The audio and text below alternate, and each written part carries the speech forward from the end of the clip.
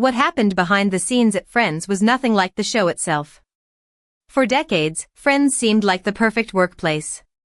The chemistry between the cast was undeniable, the writing was sharp, and millions tuned in every week. But recently, Lisa Kudrow revealed a completely different reality behind those studio doors. She opened up about how male writers in the room would openly vocalize sexual fantasies and make explicit comments about Jennifer Aniston and Courtney Cox. These weren't whispered conversations or one-off jokes. This was systematic behavior that happened regularly, in front of other staff members, creating an environment where the female cast members had to endure constant objectification while trying to do their jobs.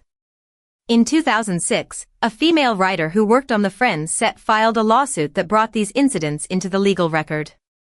What makes this case particularly damning isn't just that harassment occurred, but that it was repeated and persistent despite being directly called out.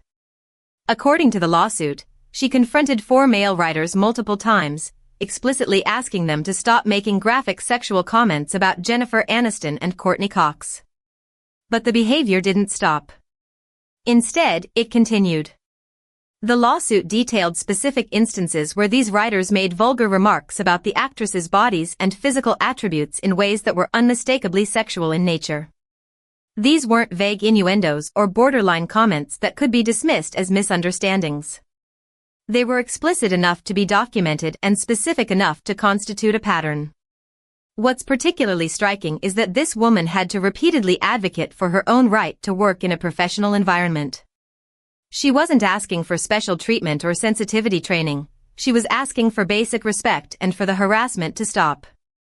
The fact that it didn't, and that she felt compelled to take legal action, speaks volumes about the power dynamics at play in that writer's room. The lawsuit became crucial evidence that this wasn't just workplace gossip or boys being boys, it was systematic harassment. What made this situation so damaging wasn't just that a few crude comments were made, it was the systematic, relentless pattern that emerged.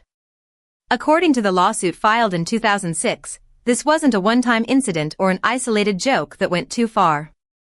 The female writer documented repeated instances where she had to directly ask these male writers to stop. She'd tell them to cut it out, and they'd continue anyway. That's the critical distinction here. It wasn't banter that everyone laughed off. It was harassment that persisted even after being called out. The comments themselves crossed a clear line from crude workplace humor into dehumanizing territory. We're not talking about off-color jokes at a bar after work. These were explicit discussions about the actresses' bodies, graphic sexual commentary, and inappropriate physical gestures made right there in the writer's room where people were trying to do their jobs. One female staff member had to endure this environment repeatedly, watching her colleagues reduce the show's female leads to sexual objects rather than treating them as colleagues or the talented performers they were. The pattern shows this wasn't aberrant behavior from one bad actor, it was normalized across multiple people in a position of power, creating an atmosphere where women were made to feel unsafe simply by showing up to work. What makes this story resonate today isn't just that it happened, it's that it was allowed to happen for so long without real consequences. For decades, Hollywood operated under an unspoken rule: if you wanted to work, you stayed quiet.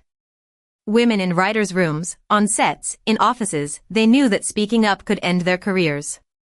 The female writer who filed that 2006 lawsuit was taking a genuine risk.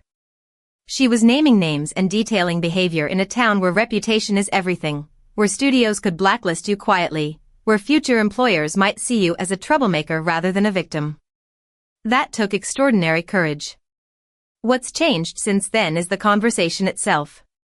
The Me Too movement gave women language and community to speak about experiences that were once considered just the price of admission. These allegations about Friends resurfacing now shows us how normalized this harassment was even on one of the most successful shows in television history.